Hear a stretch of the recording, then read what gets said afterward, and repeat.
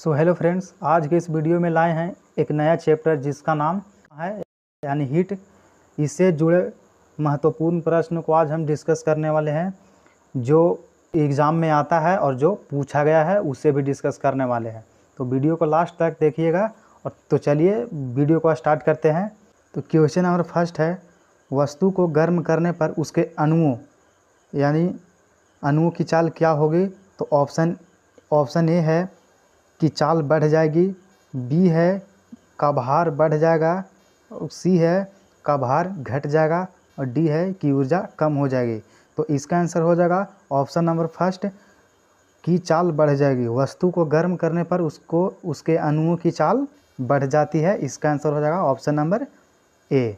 अगला क्वेश्चन है question number 2, किसी वस्तु के ताप में वृद्धि का अर्थ है कि वस्तु की क्या बढ़ती है। तो ऑप्शन ए होगा गतिज ऊर्जा बढ़ गई है, ऑप्शन बी है यांत्रिक ऊर्जा बढ़ गई है, सी है स्थितिज ऊर्जा बढ़ गई है और डी है ऊष्मा ऊर्जा बढ़ गई है। तो इसका आंसर हो जाएगा ऑप्शन नंबर डी, ऊष्मीय ऊर्जा बढ़ गई है। किसी वस्तु के ताप में वृद्धि का अर्थ उसकी ऊष्मीय ऊर्जा बढ़ जाती है। इसका आंसर हो जाएगा ऑप्शन नंबर डी। अगला क्वेश्चन है क्वेश्चन नंबर 3, जब किसी वस्तु को ठंडा किया जाता है तब उसके अणुओं की ऊर्जा क्या होती है। तो ऑप्शन ए है कि ऊर्जा बढ़ जाती है, बी है द्रव्यमान बढ़ जाता है, सी चाल घट जाती है और डी का भार बढ़ जाता है। तो इसका आंसर हो जाएगा ऑप्शन नंबर सी की चाल घट जाती है। जब किसी वस्तु को ठंडा किया जाता है तो उसके अणुओं की चाल घट जाती है। ऑप्शन नंबर सी इसका आंसर होगा।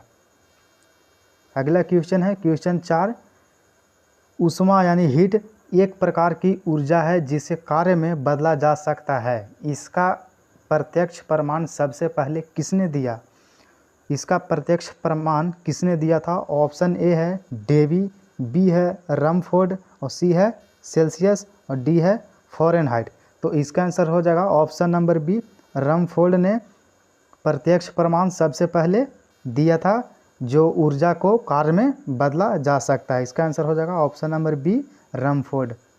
अगला क्वेश्चन है क्वेश्चन नंबर 5, किस वैज्ञानिक ने सर्वप्रथम बर्फ़ के दो टुकड़ों को आपस में घिसकर पिघला दिया था। किस वैज्ञानिक ने बर्फ़ को दो टुकड़ों को आपस में रगड़कर पिघलाया था। तो ऑप्शन ए है रमफोर्ड, बी है जूल, सी है डेवी और डी है सेल्सियस।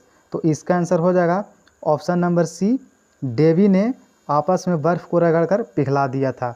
जो ये प्रश्न है एसएससी 2009 में पूछा गया है। ये बहुत ही इम्पोर्टेंट प्रश्न है। ऐसे ही और ही प्रश्न है जो हर एक एग्ज़ामों में पूछा गया है। तो क्वेश्चन नंबर 6 है, शीतकाल में हैंडपंप का पानी गर्म क्यों होता है। शीतकाल में हैंडपंप का पानी गर्म क्यों होता है। यह प्रश्न एसएससी 2011 में पूछा गया है। तो इसका डायरेक्ट आंसर जानते हैं।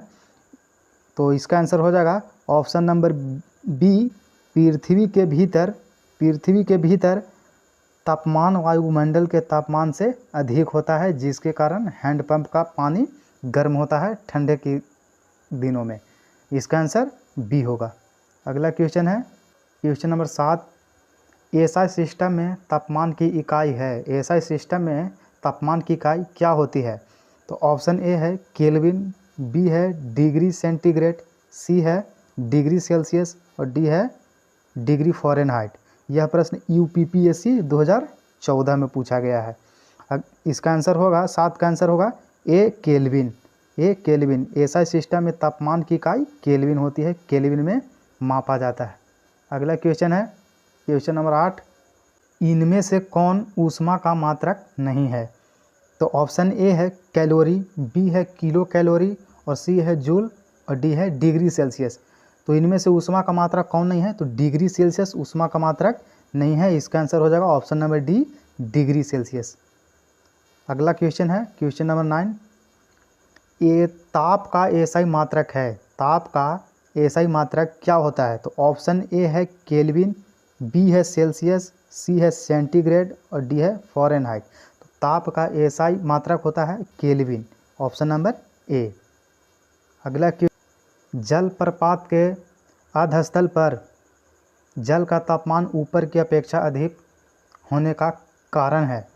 तो इसका आंसर होगा ऑप्शन नंबर सी, गिर रहे जल की गतिज ऊर्जा ऊष्मा में बदल जाती है, इसके कारण जल का तापमान ऊपर की अपेक्षा अधिक होता है। यह प्रश्न एसएससी 2011 में पूछा गया है। इसका आंसर हो जाएगा ऑप्शन नंबर सी। अगला क्वेश्चन है क्वेश्चन नंबर 12।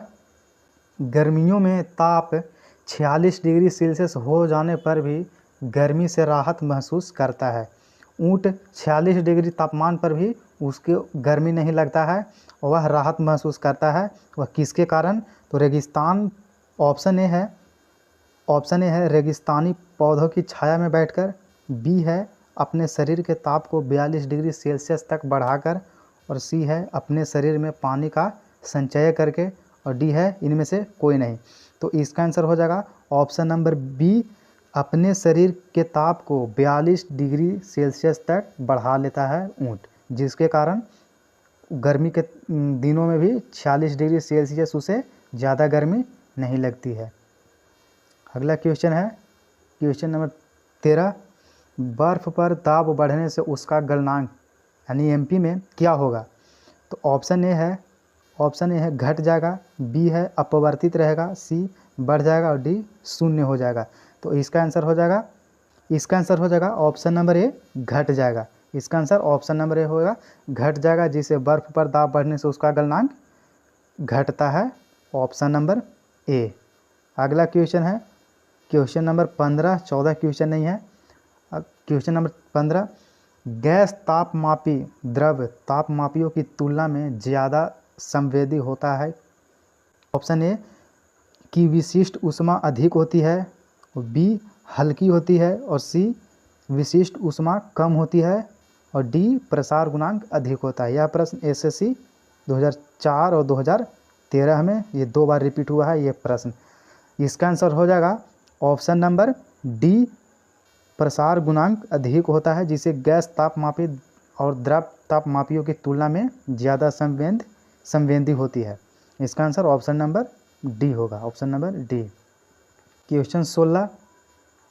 ताप युग्म तापमापी किस सिद्धांत पर आधारित है? तापमापी युग्म तापमापी किस सिद्धांत पर आधारित है? तो ऑप्शन ए है सीबेक के प्रभाव पर, बी है पेल्टियर के प्रभाव पर, और सी है जूल के प्रभाव पर, और डी है इनमें से कोई नहीं। तो इसका आंसर हो जाएगा ऑप्शन नंबर ए, सीबेक के प्रभाव पर आधारित है युग्म तापमापी का सिद्धांत, ऑप्शन नंबर ए। अगला प्रश्न है क्वेश्चन नंबर 17। अत्यधिक ऊंचे तापों की माप की जाती है। अत्यधिक ऊंच तापों की माप किससे की जाती है?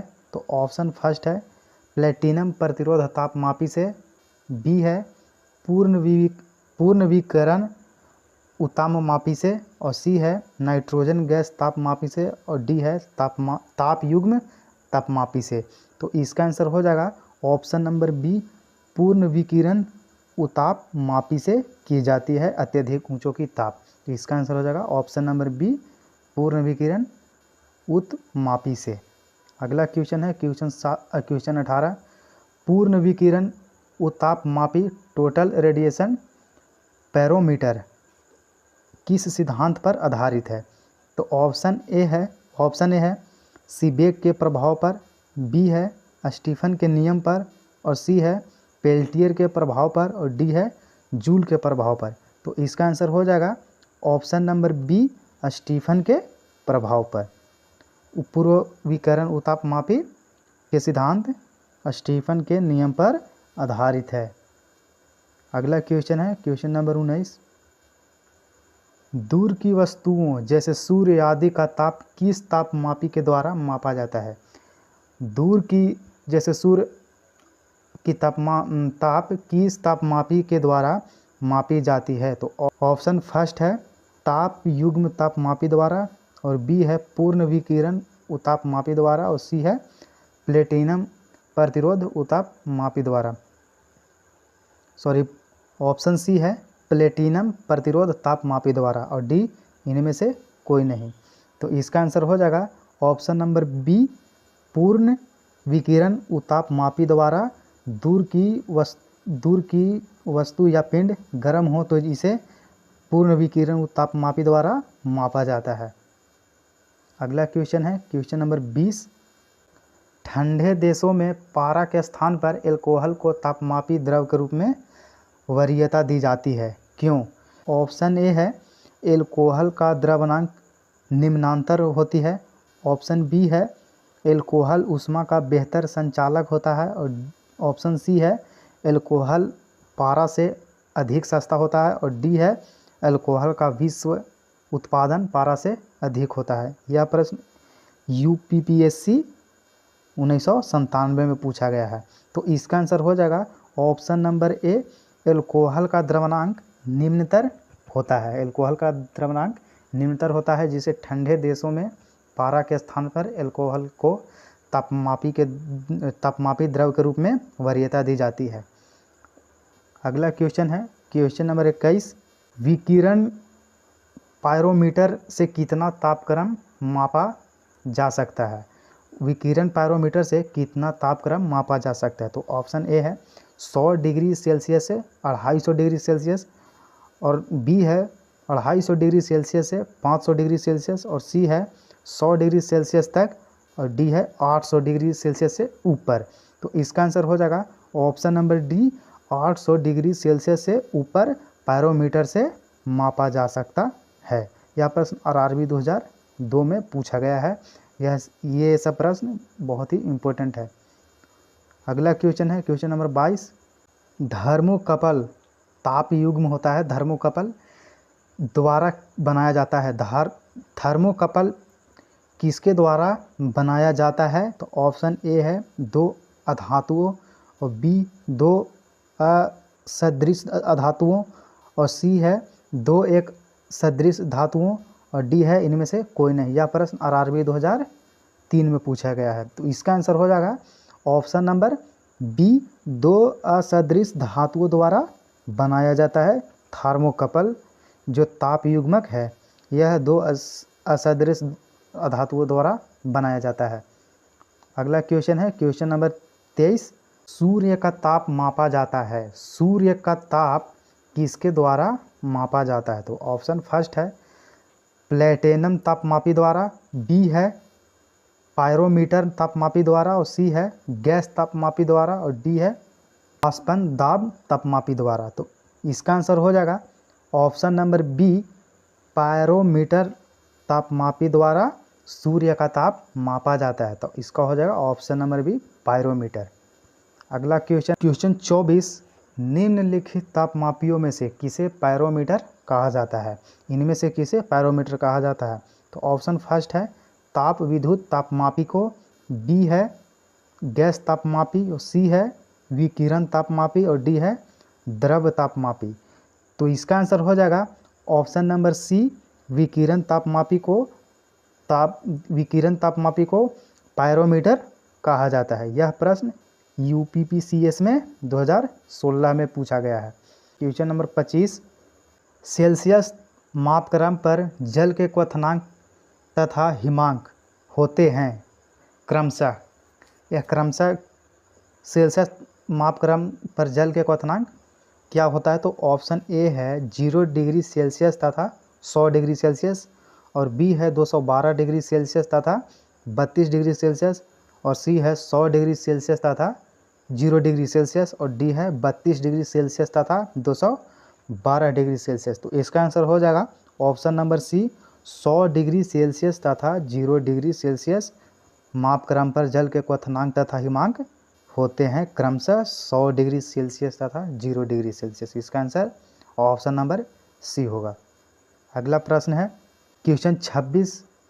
ताप के सेल्सियस पैमाने पर परम शून्य ताप होता है। ताप के सेल्सियस के पैमाने पर परम शून्य क्या होता है? तो ऑप्शन ए है 0 डिग्री सेल्सियस।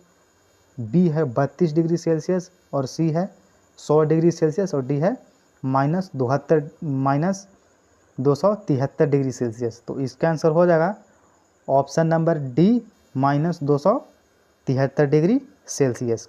इसके परम शून्य ताप होता है लास्ट -273 डिग्री सेल्सियस। अगला क्वेश्चन है क्वेश्चन 27, केल्विन मान से मानव शरीर का सामान्य ताप है। केल्विन मान से शरीर का सामान्य ताप क्या होता है? तो ऑप्शन ए है 280, बी है 290 और सी है 300 और डी है 310। यह प्रश्न IAS 1995 में पूछा गया है। इसका आंसर हो जाएगा ऑप्शन नंबर डी 310। केल्विन मान से मानव शरीर का सामान्य ताप होता है। अगला प्रश्न है 28, एक फ़ारेनहाइट तापक्रम और दूसरे सेल्सियस तापक्रम के दो तापमापियों में संख्यातः किस तापमान पर एक समान पाठ्यांक होगा? तो ऑप्शन फर्स्ट है -40 डिग्री और बी है 0 डिग्री और सी है -273 डिग्री और डी है 100 डिग्री। यह प्रश्न SSC 2014 में और NDA 2021 में पूछा गया है। तो इसका आंसर हो जाएगा ऑप्शन नंबर ए -40 डिग्री। इसका आंसर ऑप्शन नंबर ए होगा -40 डिग्री। अगला प्रश्न है क्वेश्चन 29, न्यूनतम संभव ताप है सबसे कम यानी न्यूनतम संभव ताप क्या है? तो ऑप्शन ए है -273 डिग्री सेल्सियस और बी है 0 डिग्री और सी है -300 डिग्री सेल्सियस और डी है 1 डिग्री सेल्सियस। यह प्रश्न RRB 2003 में पूछा गया है। तो इसका आंसर हो जाएगा option number A -273 degree Celsius न्यूनतम ताप होता है। -273 डिग्री सेल्सियस सबसे न्यूनतम ताप होता है। अगला प्रश्न है क्वेश्चन 30, फ़ारेनहाइट स्केल पर किस वस्तु का ताप 212 डिग्री फ़ारेनहाइट है? सेल्सियस पैमाने पर उस वस्तु का ताप क्या होगा? फ़ारेनहाइट स्केल पर किसी वस्तु का ताप 212 फ़ारेनहाइट है, 212 डिग्री फ़ारेनहाइट। तो सेल्सियस पैमाने पर उस वस्तु का ताप क्या होगा? तो ऑप्शन फर्स्ट है -32 डिग्री सेल्सियस और बी है 40 डिग्री सेल्सियस और सी है 100 डिग्री सेल्सियस और डी है 112 डिग्री सेल्सियस। तो इसका आंसर हो जाएगा option number C 100 degree Celsius होगा। 212 डिग्री फ़ारेनहाइट सेल्सियस के पैमाने पर इसका 100 डिग्री सेल्सियस उस वस्तु का ताप होगा। अगला प्रश्न है क्वेश्चन 31, सेल्सियस पैमाने का 0 डिग्री सेल्सियस फ़ारेनहाइट स्केल के कितने डिग्री के बराबर होगा? तो इसका आंसर होगा option number first 5 degree, B है 32 डिग्री और सी है 64 डिग्री और डी है 273 डिग्री। तो इसका आंसर हो जाएगा ऑप्शन नंबर बी 32 डिग्री के बराबर होगा। इसका आंसर हो जाएगा ऑप्शन नंबर बी। क्वेश्चन 32, मानव शरीर का सामान्य ताप 98.4 डिग्री फ़ारेनहाइट है। इसके बराबर 0 डिग्री सेल्सियस में तापक्रम है। ऑप्शन फर्स्ट है 40.16, बी है 36.89 और सी है 35.72 और डी है 32.36। तो इसका आंसर हो जाएगा ऑप्शन नंबर बी 36.89 तापक्रम होगा। तो मानव शरीर का सामान्य तापक्रम 36.89 डिग्री सेल्सियस में होगा। इसका आंसर होगा ऑप्शन नंबर बी। यह प्रश्न UPPSC 2014 में पूछा गया है। अगला प्रश्न है क्वेश्चन 33, फ़ारेनहाइट मापक्रम पर सामान्य वायुमंडलीय दाब पर उबलते पानी का ताप होता है। फ़ारेनहाइट मापक्रम पर सामान्य वायुमंडलीय दाब पर उबलते पानी का तापक्रम कितना होगा? तो ऑप्शन फर्स्ट है 32 डिग्री फ़ारेनहाइट और बी है 100 डिग्री फ़ारेनहाइट और सी है 180 डिग्री फ़ारेनहाइट और डी है 212 डिग्री फ़ारेनहाइट। तो इसका आंसर हो जाएगा option number D 212 degree Fahrenheit, जो सामान्य वायुमंडलीय दाब पर उबलते पानी का ताप होता है 212 डिग्री फ़ारेनहाइट। अगला क्वेश्चन है क्वेश्चन 34, एक मनुष्य का तापक्रम 60 डिग्री सेल्सियस है तो उसका तापक्रम फ़ारेनहाइट में क्या होगा? ये 60 डिग्री सेल्सियस को फ़ारेनहाइट में कन्वर्ट करना है। यह प्रश्न RRB 2004 में पूछा गया है। तो ऑप्शन ए है 140 डिग्री फ़ारेनहाइट और बी है 120 डिग्री फ़ारेनहाइट और सी है 130 डिग्री फ़ारेनहाइट और डी है 98 डिग्री फ़ारेनहाइट। तो इसका आंसर हो जाएगा option number A 140 degree Fahrenheit. एक मनुष्य का तापक्रम 60 डिग्री सेल्सियस होगा तो वह फ़ारेनहाइट में 140 डिग्री फ़ारेनहाइट हो जाएगा। अगला क्वेश्चन है क्वेश्चन 35। किसी मनुष्य के शरीर का सामान्य तापक्रम होता है, किसी मनुष्य का शरीर का सामान्य तापक्रम कितना होता है? ऑप्शन ए है 98 डिग्री फ़ारेनहाइट और बी है 98 डिग्री सेल्सियस और सी है 68 डिग्री फ़ारेनहाइट और डी है 66 डिग्री फ़ारेनहाइट। तो इसका आंसर हो जाएगा option number A 98 degree Fahrenheit. किसी मनुष्य के शरीर का सामान्य ताप 98 डिग्री फ़ारेनहाइट होता है। यह प्रश्न आरआरबी 2002 में पूछा गया है। यह सब क्वेश्चन प्रीवियस ईयर क्वेश्चन है, ये सब पूछा हुआ प्रश्न है। अगला क्वेश्चन है 36। तप्त जल के थैलों में जल का प्रयोग किया जाता है। तप्त जल के थैलों में जल का प्रयोग क्यों किया जाता है? ऑप्शन ए है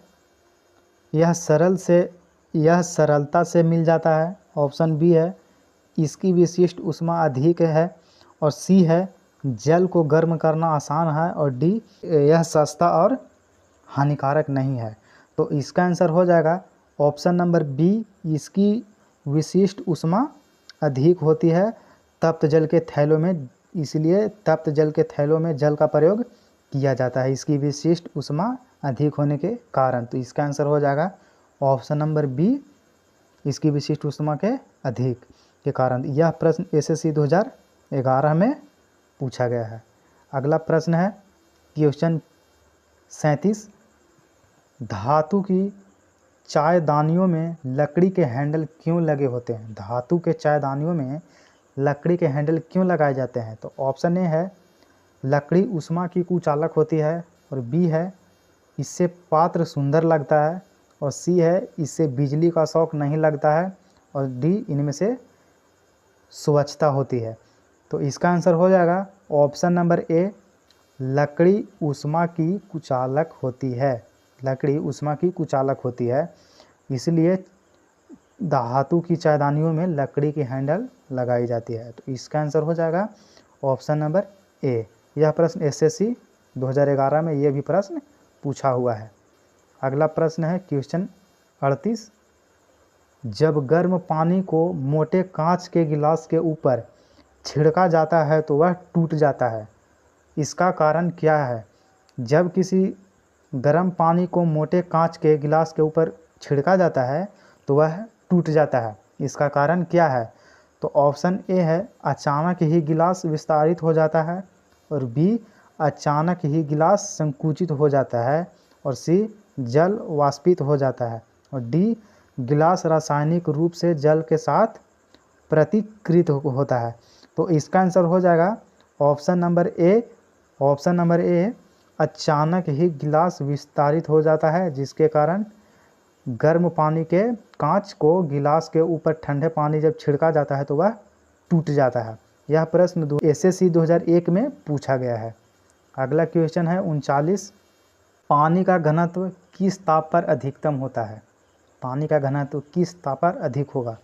तो ऑप्शन ए है 0 डिग्री सेल्सियस पर और बी है 4 डिग्री सेल्सियस पर और सी है -4 डिग्री सेल्सियस पर और डी है 100 डिग्री सेल्सियस पर। यह प्रश्न बीपीएससी 1998 में पूछा गया है। तो इसका आंसर हो जाएगा option number B 4 degree Celsius पर पानी का घनत्व अधिक होता है। 4 डिग्री सेल्सियस पर पानी का घनत्व अधिक होता है। इसका आंसर ऑप्शन नंबर बी होगा। अगला क्वेश्चन है और लास्ट क्वेश्चन है, जब बर्फ़ को 0 डिग्री सेल्सियस से 10 डिग्री सेल्सियस तक गर्म किया जाता है तो जल की आयतन क्या होगी? तो ऑप्शन ए है एक समान रूप से बढ़ती है और बी एक समान रूप से कम होती है और सी पहले बढ़ती है और उसके बाद कम होती है और डी पहले कम होती है और उसके बाद बढ़ती है। यह प्रश्न 2012 में एसएससी में पूछा गया है। तो इसका आंसर हो जाएगा ऑप्शन नंबर डी पहले कम होती है और उसके बाद बढ़ती है। जब बर्फ़ को 0 डिग्री सेल्सियस से 10 डिग्री सेल्सियस तक गर्म किया जाता है तब। तो इसका आंसर हो जाएगा ऑप्शन नंबर डी। तो आज के लिए इतना ही, फिर मिलते हैं अगले वीडियो में, तब तक के लिए धन्यवाद।